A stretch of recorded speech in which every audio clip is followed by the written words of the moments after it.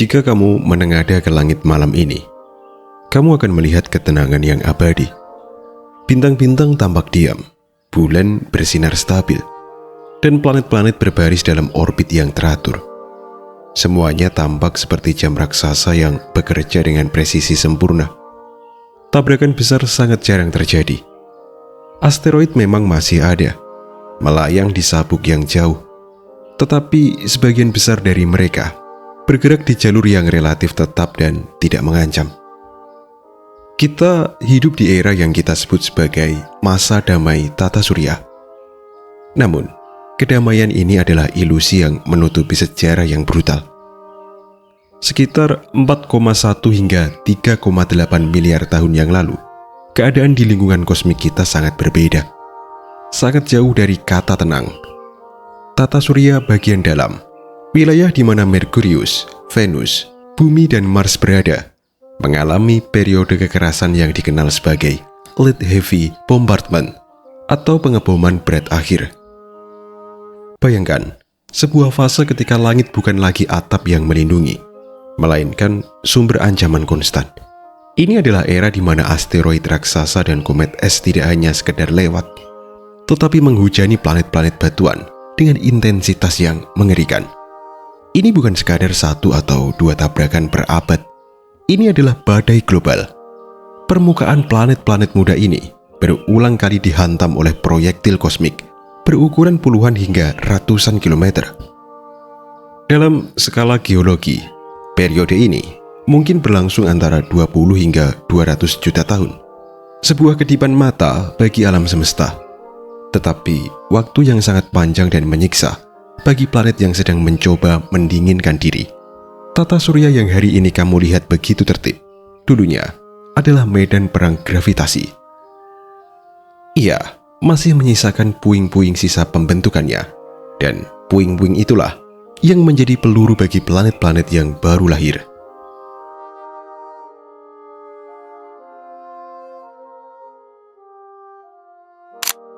Mengapa disebut late atau terlambat? Istilah ini sering membingungkan. Mengapa para ilmuwan menyebutnya late atau terlambat? Bukankah 4 miliar tahun lalu itu sudah sangat purba? Untuk memahaminya, kamu perlu melihat garis waktu pembentukan tata surya. Matahari dan planet-planet mulai terbentuk sekitar 4,6 miliar tahun yang lalu dari piringan debu dan gas raksasa. Pada jutaan tahun pertama, tabrakan adalah hal yang lumrah. Itu adalah cara planet tumbuh. Debu menabrak debu menjadi kerikil, kerikil menjadi batu, batu menjadi planetesimal, dan akhirnya menjadi planet. Itu adalah fase konstruksi. Setelah fase konstruksi selesai, sisa-sisa material seharusnya berkurang drastis dan tata surya menjadi tenang. Namun, data menunjukkan anomali. Ratusan juta tahun setelah planet-planet utama terbentuk dan mulai mendingin, saat sistem seharusnya sudah stabil, tiba-tiba terjadi lonjakan aktivitas tumbukan yang masif. Ibarat sebuah proyek pembangunan rumah, fase konstruksi sudah selesai, para tukang sudah pulang, dan rumah sudah dicat rapi. Tiba-tiba, setahun kemudian, dinding-dinding rumah itu kembali dipukuli dengan palu godam. Inilah mengapa disebut Late Heavy Bombardment. Ia adalah serangan yang tertunda, serangan yang terjadi ketika sistem tata surya seharusnya sudah memasuki masa pensiun dari kekerasan pembentukan awalnya. Misteri inilah yang menghantui para astronom selama puluhan tahun. Apa yang memicunya? Mengapa setelah ratusan juta tahun ketenangan relatif, neraka kembali bocor ke tata surya bagian dalam? Apakah ada sesuatu yang mengganggu keseimbangan gravitasi yang halus itu?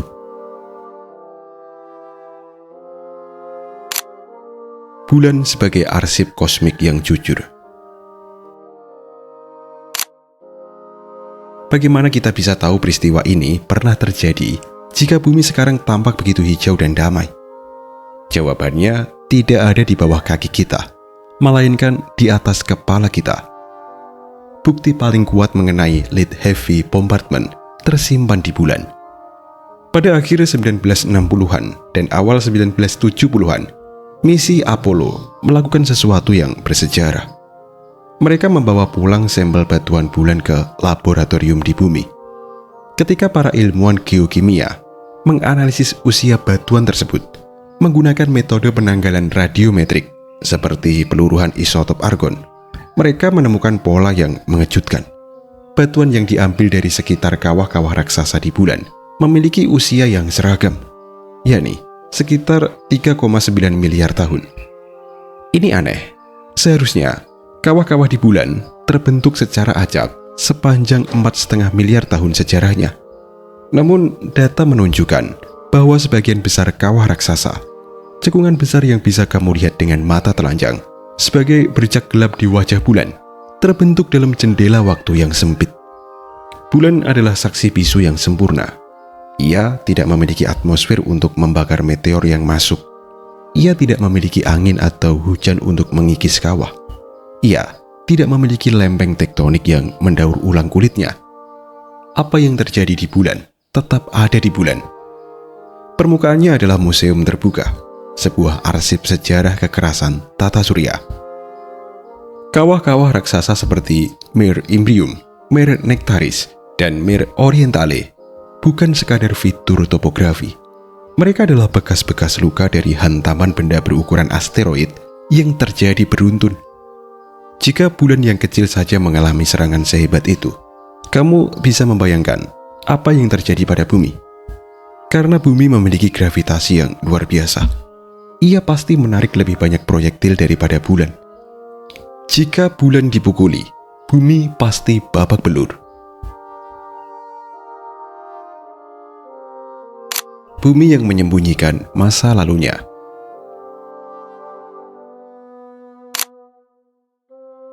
Jika bumi juga dihujani asteroid, kemana perginya semua kawah itu? Mengapa bumi tidak terlihat bopeng seperti bulan? Bumi adalah planet yang sangat ahli menyembunyikan masa lalunya. Berbeda dengan bulan yang mati secara geologis, bumi sangat hidup. Planet kita memiliki 4 penghapus jejak yang sangat efektif. Yang pertama, tektonik lempeng. Kulit bumi terus bergerak. Kerak samudra yang baru lahir akan tenggelam kembali ke dalam mantel panas melalui proses subduksi. Kerak bumi didaur ulang setiap beberapa ratus juta tahun. Bukti fisik dari 4 miliar tahun yang lalu telah meleleh ke dalam perut bumi. Lalu yang kedua, vulkanisme. Letusan gunung berapi menutupi kawah lama dengan lapisan lava baru. Lalu yang ketiga, erosi. Angin dan air terus-menerus mengikis batuan, meratakan pegunungan dan mengikis cekungan kawah dengan sedimen. Yang keempat, vegetasi. Hutan dan tanah menutupi struktur geologi. Oleh karena itu, mencari kawah berusia 3,9 miliar tahun di bumi hampir mustahil. Namun, jejak lead heavy bombardment di bumi tidak hilang sepenuhnya. Ia hanya berubah bentuk. Para ilmuwan mencari jejak kimiawi.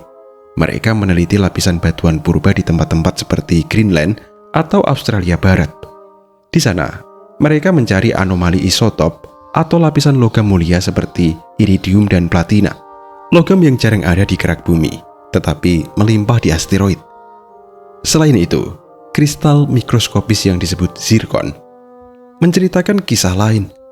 Beberapa zirkon purba menunjukkan tanda-tanda pernah mengalami pemanasan ekstrim yang mendadak, sebuah trauma termal yang konsisten dengan dampak tumbukan raksasa. Meskipun kawahnya sudah hilang, ingatan kimiawi planet ini masih tersisa.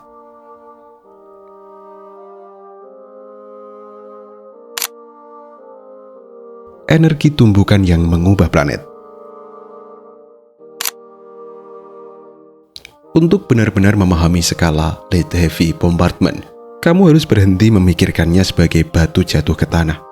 Pikirkan ini sebagai ledakan energi kinetik. Sebuah asteroid berdiameter 10 km yang melaju dengan kecepatan 20 km per detik membawa energi yang sulit dibayangkan oleh otak manusia. Saat benda sebesar itu menghantam kerak bumi, ia tidak sekedar membuat lubang. Benda itu membawa energi setara dengan jutaan bom nuklir yang meledak di satu titik yang sama secara bersamaan. Dalam hitungan detik setelah tumbukan, atmosfer di sekitar titik hantaman akan terbelah oleh gelombang kejut supersonik. Lalu, batuan target dan asteroid itu tidak pecah, melainkan menguap seketika menjadi gas panas bersuhu ribuan derajat. Lalu material yang menguap ini melesat naik, menembus atmosfer, bahkan menyebar ke seluruh planet, menciptakan atmosfer uap batuan yang memijar, rock vapor atmosfer. Lalu, langit akan bersinar merah membara selama berbulan-bulan. Ini cukup panas untuk mendidihkan lapisan atas lautan. Selama puncak Lead Heavy Bombardment, tumbukan semacam ini terjadi berulang kali. Ada model komputer yang menunjukkan bahwa tumbukan terbesar bahkan bisa menciptakan lautan magma, melelehkan kembali kerak bumi yang baru saja membeku. Ini adalah periode sterilisasi. Bayangkan bumi muda yang baru saja mulai memiliki lautan cair, tiba-tiba dihantam. Lautan itu menguap menjadi awan panas. Hujan turun kembali sebagai air yang mendidih. Dan siklus itu berulang selama jutaan tahun. Bumi muda bukanlah tempat yang stabil. Ia adalah planet yang berulang kali dipanaskan dan didinginkan secara ekstrim. Sebuah dunia yang sedang ditempa dengan api kosmik.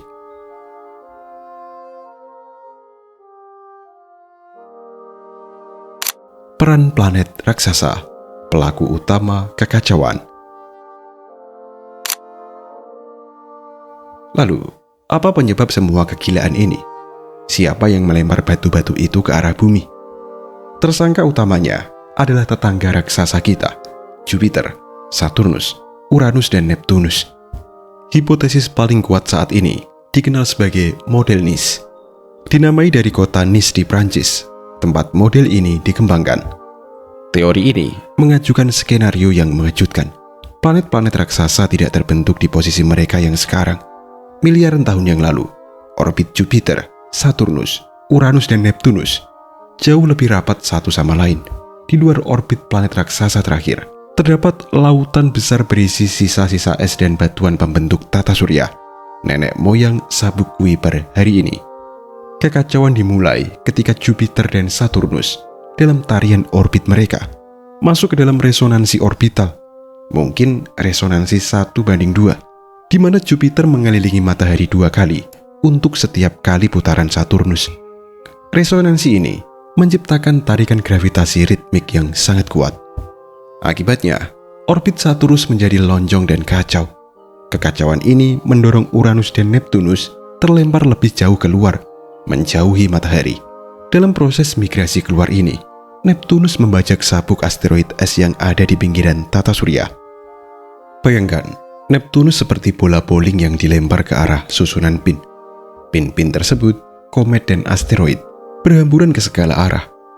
Sebagian terlempar keluar tata surya, tetapi sebagian besar terlempar ke dalam menuju matahari. Bumi, Mars, Venus, dan Merkurius berada tepat di jalur tembak.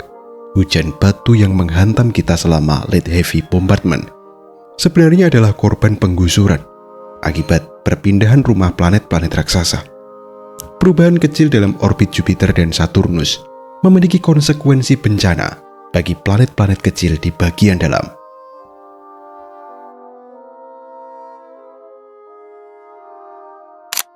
Apakah Lead Heavy Bombardment benar-benar lonjakan? Sains tidak pernah statis, dan narasi tentang LHB masih diperdebatkan. Meskipun bukti dari sampel Apollo sangat meyakinkan, beberapa ilmuwan modern mulai mengajukan pertanyaan kritis. Ada 2 kubu utama dalam perdebatan ini. Yang pertama, kubu bencana mendadak atau katalisme. Mereka percaya bahwa tata surya benar-benar tenang. Lalu tiba-tiba terjadi lonjakan tumbukan tajam pada 3,9 miliar tahun yang lalu, seperti skenario model Nice. Lalu yang kedua, kubu peluruhan bertahap atau accretion tail. Mereka berpendapat bahwa tidak ada lonjakan tiba-tiba. Apa yang kita lihat mungkin hanya sisa-sisa pembentukan planet yang perlahan menurun seiring waktu. Menurut pandangan ini, bombardment sebenarnya terjadi terus-menerus sejak awal. Hanya saja intensitasnya makin lama makin berkurang. Dan apa yang terjadi 3,9 miliar tahun yang lalu hanyalah akhir dari proses panjang tersebut. Salah satu kritik terhadap bukti sampel Apollo adalah bias lokasi. Semua misi Apollo mendarat di sisi dekat bulan, di area yang relatif berdekatan.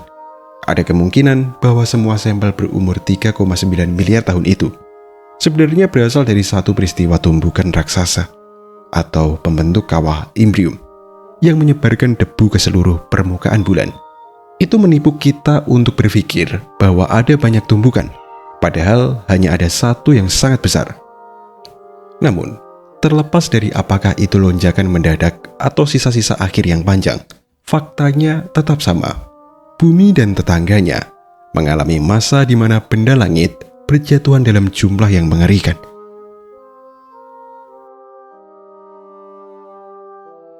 Paradoks kehancuran dan kehidupan, pengiriman paket kosmik. Disinilah cerita Lead Heavy Bombardment menjadi ironis dan indah. Peristiwa yang memiliki daya hancur luar biasa ini mungkin justru yang memungkinkan kamu dan aku ada di sini hari ini. LHB memiliki dua wajah, sebagai penghancur dan sebagai pembawa benih. Bumi terbentuk di wilayah tata surya bagian dalam yang panas. Sebagian besar air yang ada saat pembentukan awal kemungkinan besar menguap. Jadi, dari mana datangnya air yang mengisi samudra luas kita hari ini? Jawabannya mungkin ada pada proyektil-proyektil Lead Heavy Bombardment tersebut. Banyak objek yang dilemparkan dari bagian luar tata surya, daerah Neptunus dan sekitarnya, adalah komet atau asteroid tipe C, yang artinya kaya akan es. Ketika objek ini menghantam bumi, mereka tidak hanya meledak, mereka menghantarkan muatan berharga, yakni air atau H2O. Jutaan komet yang mencair bisa mengisi cekukan samudra bumi, lalu senyawa karbon, bahan dasar kimia organik, lalu nitrogen dan asam amino, blok bangunan dasar protein. Analisis isotop air di beberapa komet dan asteroid menunjukkan kemiripan dengan air laut di bumi. Ini memunculkan teori lead veneer, bahwa lapisan tipis material yang kaya air dan organik ditambahkan ke bumi setelah planet ini terbentuk melalui hujan meteor. Jadi, LHB, Lead Heavy Bombardment, adalah paradoks. Tumbukan itu mungkin menghancurkan atmosfer purba dan mensterilkan permukaan, tetapi ia juga memupuk bumi dengan bahan-bahan yang diperlukan untuk meracik kehidupan. Tanpa periode kekacauan ini, bumi mungkin akan menjadi planet yang kering dan tandus.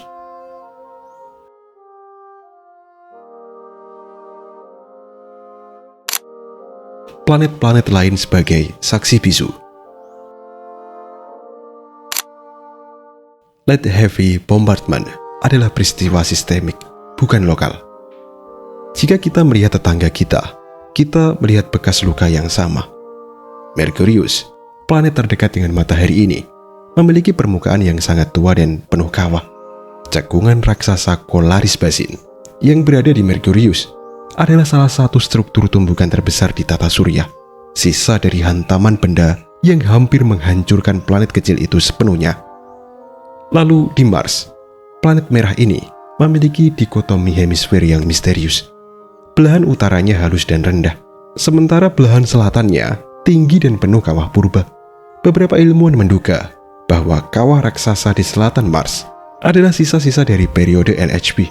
Jika Mars pernah memiliki lautan purba, Lead Heavy Bombardment mungkin berperan dalam penguapannya atau justru membawakan air tersebut. Lalu Venus adalah kasus yang sulit. Permukaannya tampak relatif muda, sekitar 500 juta tahun, karena aktivitas vulkanik global yang masif telah mengaspal ulang seluruh planet, menghapus semua kawah purba. Namun model atmosfer menunjukkan bahwa Venus purba juga pasti menerima hantaman yang sama beratnya dengan bumi. Ini menegaskan bahwa tidak ada tempat bersembunyi di tata surya bagian dalam saat itu. Semua dunia batuan berbagi trauma masa kecil yang sama. Apakah kehidupan muncul sebelum atau sesudah? Salah satu pertanyaan paling provokatif dalam sains modern adalah kapan kehidupan dimulai di bumi? Bukti fosil tertua atau stromatolith dan jejak karbon biogenik merujuk pada angka sekitar 3,8 hingga 3,5 miliar tahun yang lalu. Angka ini sangat mencurigakan karena bertepatan tepat dengan akhir dari Late Heavy Bombardment. Ini memunculkan dua skenario yang sama-sama menakjubkan. Yang pertama, kehidupan muncul setelah badai. Kehidupan baru bisa dimulai setelah LHB mereda, ketika kerak bumi cukup dingin dan lautan cukup stabil untuk mendukung reaksi kimia yang rumit. Dalam skenario ini, LHB adalah tombol riset yang menyiapkan panggung. Yang kedua, kehidupan yang bertahan atau survivor. Kehidupan mungkin sudah muncul sebelum LHB, mungkin 4 miliar tahun lalu atau lebih awal. Ketika bombardir terjadi, permukaan bumi menjadi neraka, tetapi kehidupan tidak punah. Mereka bersembunyi. Di mana mereka bersembunyi? Di kedalaman. Jika permukaan laut mendidih dan daratan meleleh, satu-satunya tempat aman adalah di celah-celah batuan, jauh di bawah tanah atau di sekitar ventilasi hidrotermal di dasar samudra yang paling dalam. Biologi mendukung hipotesis kedua ini. Jika kamu melihat pohon kehidupan dan melacak genetika mikroba paling purba, kamu akan menemukan organisme yang disebut hyperthermophils, bakteri yang tidak hanya tahan panas, tetapi mencintai panas. Mereka hidup di air yang mendidih. Mungkinkah nenek moyang sel tunggal kita adalah mereka yang selamat dari LHB, organisme yang lolos dari seleksi alam paling brutal dalam sejarah bumi, bertahan hidup di kedalaman kerak saat langit di atas mereka terbakar? Jika benar, maka kita semua adalah keturunan dari para penyintas kiamat kosmik.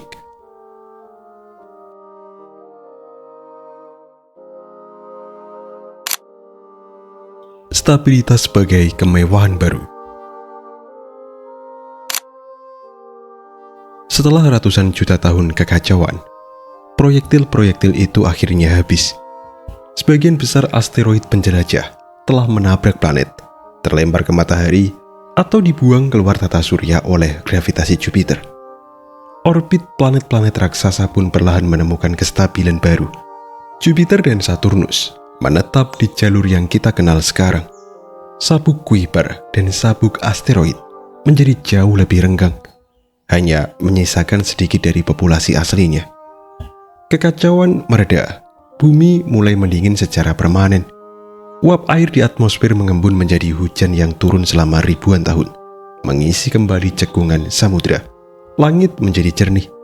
Matahari bersinar di atas dunia yang penuh luka, namun kaya akan air dan bahan organik. Stabilitas yang kita nikmati hari ini bukanlah kondisi standar alam semesta. Itu adalah hasil akhir dari proses penyaringan yang kejam. Tata surya menjadi stabil karena semua benda yang tidak stabil sudah hancur atau terbuang.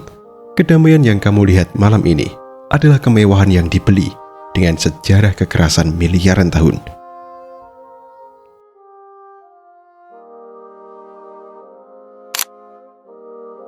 Pelajaran dari kekacauan. Apa yang bisa kita pelajari dari Late Heavy Bombardment? Peristiwa ini mengajarkan kita bahwa planet tidak lahir di Taman Eden yang damai. Proses pembentukan dunia adalah proses yang kotor, panas, dan penuh benturan. Evolusi planet tidak berjalan lurus. Ia penuh dengan gangguan, kemunduran, dan bencana. Namun, bencana itu sendiri seringkali menjadi katalisator. Tanpa migrasi Jupiter yang mengacaukan orbit bumi, mungkin kekurangan air.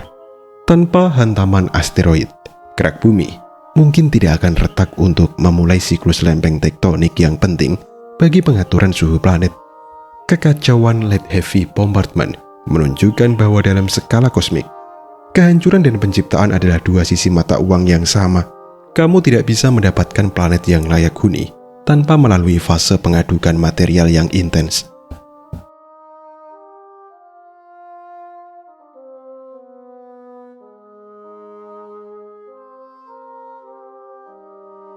Late Heavy Bombardment adalah salah satu bab paling dramatis dalam biografi tata surya kita.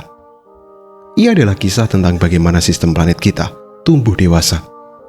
Seperti masa remaja yang penuh gejolak, tata surya harus melewati fase di mana segala sesuatunya tampak tidak terkendali sebelum akhirnya menemukan keseimbangannya. Planet-planet dalam ditempa oleh tumbukan, wajah bulan, Mars, dan Merkurius selamanya memikul bekas luka itu. Bumi dengan segala keaktifannya telah menyembuhkan luka fisiknya. Tetapi sejarah itu tetap tertulis dalam air yang kita minum dan molekul karbon yang menyusun tubuh makhluk hidup. Jadi, saat kamu melihat bulan purnama yang terang, ingatlah bahwa kawah-kawah gelap di sana bukan sekadar lubang. Mereka adalah monumen peringatan dari masa ketika langit mengamuk. Mereka adalah pengingat bahwa bumi dan kehidupan yang menumpang di atasnya adalah sesuatu yang tangguh. Planet yang hari ini tampak tenang tidak lahir dalam kedamaian. Ia melewati masa muda yang penuh api dan batu.